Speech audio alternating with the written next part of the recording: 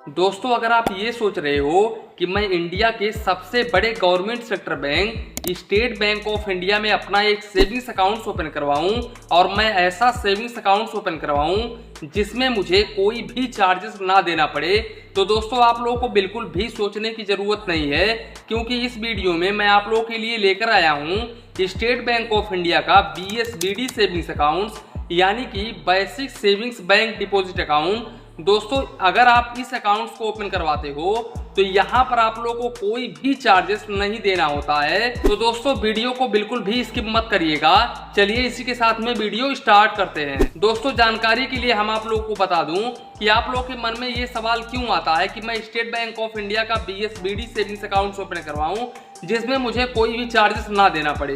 दोस्तों, वो इसलिए कि यहाँ पर आप लोगों को कुछ भी मिनिमम बैलेंस मेंटेन नहीं करना होता है। लेकिन दोस्तों, जानकारी के लिए हम आप लोगों को बता दें कि स्टेट बैंक ऑफ इंडिया का कोई भी सेविंग्स अकाउंट ओपन करवाते हो तो यहाँ पर इन्होंने अपने सर्विस चार्जेस में तो ये लिखा है कि आप लोगों को मिनिमम बैलेंस मेंटेन करना पड़ेगा, लेकिन मिनिमम बैलेंस चार्जेस कुछ भी नहीं है दोस्तों। आप चाहे तो मेंटेन करो या फिर ना मेंटेन करो। तो दोस्तों, ये एक तरह का जीरो बैलेंस सेविंग्स अकाउंट ही हुआ। इन्होंने भले ही अपने सर्विस चार्जेस में लिखा है कि रूरल में 1000 रुपीज और सेमी अर्बन में 2000 रुपीज, वहीं पर अर्बन और मेट्रो सिटीज में 3000 रुपीज मेंटेन करना होगा, लेकिन दोस्तों यहाँ पर मिनिमम बैलेंस चार्जेस कुछ भी नहीं है। तो आप रखो या फिर ना रखो, वो आप लोगों की मर्जी है।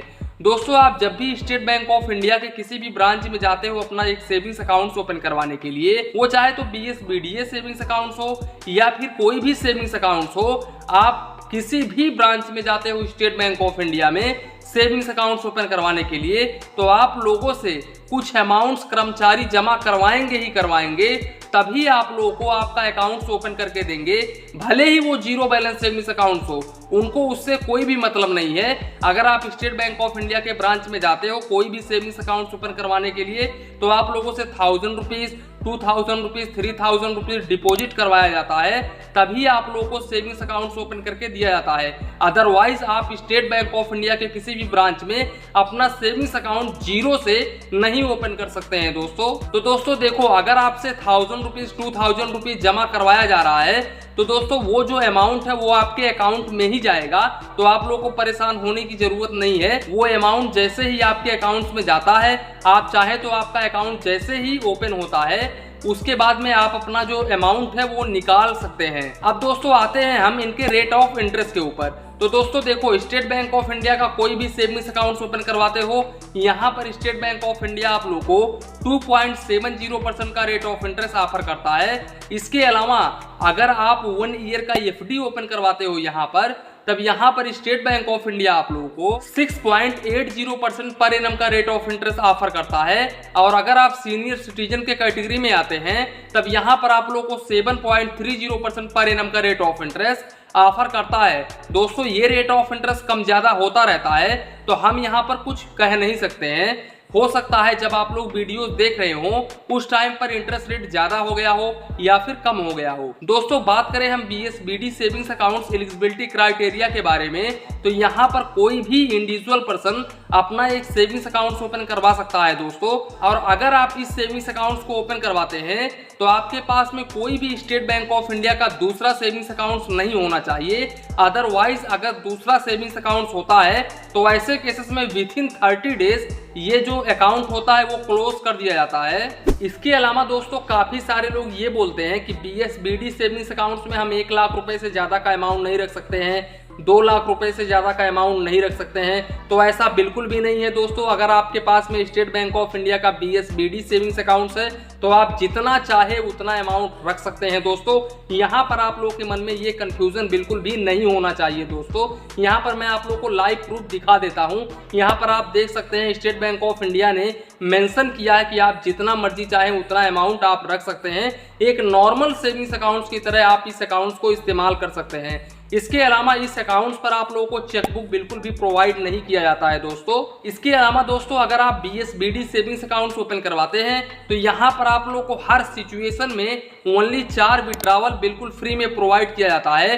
वो चाहे तो आप ATM कार्ड से 4 विड्रॉवल करें या फिर AEPS से, यानी कि जो आप आधार कार्ड से अंगूठा लगा करके पैसे निकालते हैं, वहां पर भी आप 4 बार मंथली पैसे निकाल सकते हैं और ब्रांच से भी आप 4 बार मंथली पैसे निकाल सकते हैं। यानी कि किसी भी सिचुएशन में आप मंथली 4 बार ही विड्रॉवल कर सकते हैं। इसके अलावा दोस्तों इस सेविंग्स अकाउंट्स पर आप लोगों को स्टेट बैंक ऑफ इंडिया रुपए डेबिट कार्ड ऑफर करता है, जिसकी अगर हम एनुअल फीस की बात करें तो यहाँ पर एनुअल फीस और इशुएंस फीस बिल्कुल फ्री है दोस्तों। यहाँ पर आप लोगों को कोई भी फीस नहीं देने की जरूरत है। इसके अलावा दोस्तों अगर हम इस एटीएम कार्ड के लिमिट को डिस्कस करूं तो आप इस एटीएम कार्ड से 40,000 रुपए पर डे निकाल सकते हैं और 75,000 रुपए आप ऑनलाइन ट्रांजेक्शन यानी कि पीओएस ट्रांजेक्शन कर सकते हैं। दोस्तों अगर आप ये चाहते हो कि मैं स्टेट बैंक ऑफ इंडिया के किसी भी ब्रांच में जाऊं सेविंग्स अकाउंट्स ओपन करवाने के लिए तो वहां पर मुझे एक भी रुपीस जमा ना करना पड़े, तो दोस्तों यहां पर मैं आप लोगों को रिकमेंड करूंगा कि आप ऑनलाइन महज 10 मिनट के अंदर अंदर अपने मोबाइल फोन के जरिए इंस्टा प्लस सेविंग्स अकाउंट बहुत ही आसानी तरीके से ओपन कर सकते हैं। यहां पर आप लोगों को कोई भी अमाउंट जमा नहीं करना पड़ेगा। इसके अलावा दोस्तों एक भाई का कमेंट आया था, मैं कमेंट का भी जवाब इस वीडियो में दे रहा हूं। यहाँ पर एक भाई का कमेंट आया था कि क्या 18 वर्ष के बाद में मैं क्रेडिट कार्ड ले सकता हूं? तो दोस्तों 18 वर्ष के बाद में आप क्रेडिट कार्ड तो ले सकते हैं किसी भी बैंक में, लेकिन उसके लिए आपका सिविल स्कोर का होना बहुत ही जरूरी है दोस्तों। अब सिविल स्कोर बनता कैसे है?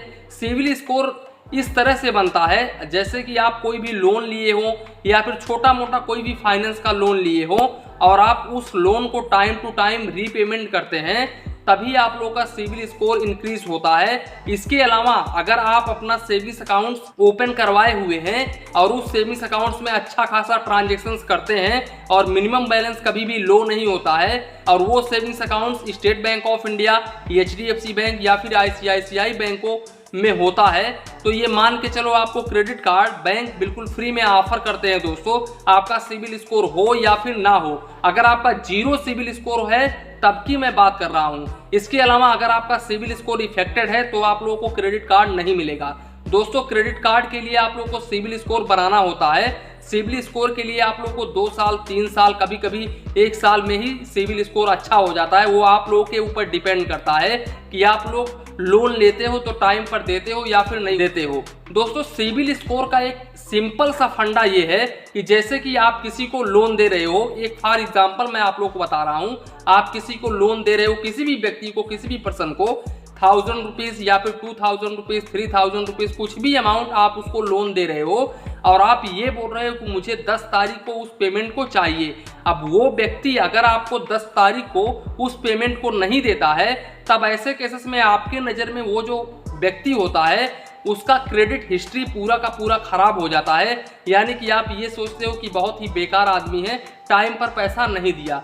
तो सेम इसी प्रकार से सिविल स्कोर काम करता है दोस्तों। आप किसी भी फाइनेंस कंपनी से, किसी भी बैंक से लोन लेते हो और आप टाइम टू टाइम रीपेमेंट करते हो, तभी आप लोगों का सिविल हिस्ट्री जनरेट होता है। तो दोस्तों अगर आपका सिविल स्कोर नहीं है, आपको क्रेडिट कार्ड नहीं मिल रहा है, तब आप ऐसे केसेस में क्या कर सकते हैं? आप चाहे तो 2000 रुपए या फिर 4000 रुपए दे करके एफडी करवा करके एक क्रेडिट कार्ड आप ले सकते हैं। इसके अलावा आप आईसीआईसीआई बैंक में अपना एक सेविंग्स अकाउंट ओपन करवा के वहां पर 10,000 रुपए अपना एफडी करके 9,000 रुपए क्रेडिट लिमिट क्रेडिट कार्ड आप लोगों को दे दिया जाएगा दोस्तों। और उस क्रेडिट कार्ड से आप जो भी प्रोडक्ट परचेस करेंगे और टाइम टू टाइम रीपेमेंट करेंगे तो आपका जो सिविल हिस्ट्री है वो थोड़ा बहुत सही होते जाएगा। इसके अलावा आप ट्रांजेक्शन अच्छा खासा करेंगे तो उसके बाद में आप लोग को ऑटोमेटिक ऑफर आने लगेगा क्रेडिट कार्ड का, अगर आपका नया सिविल स्कोर है तो। अब दोस्तों हम आते हैं स्टेट बैंक ऑफ इंडिया के पॉइंट्स के ऊपर। तो दोस्तों अगर हम बात करें स्टेट बैंक ऑफ इंडिया के जेन्युइनली सर्विसेज को,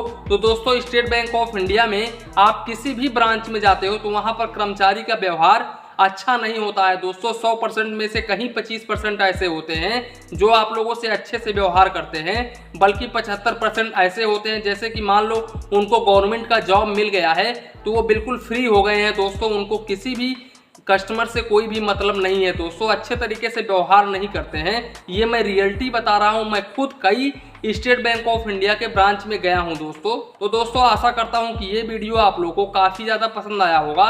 अगर वीडियो पसंद आया हो तो प्लीज़ वीडियो को एक लाइक करिए और अपने चैनल फाइनेंस बैंकिंग को सब्सक्राइब करिए। मन में कुछ डाउट हो, कन्फ्यूजन हो तो प्लीज़ कमेंट करिए। धन्यवाद, मिलते हैं नेक्स्ट वीडियो।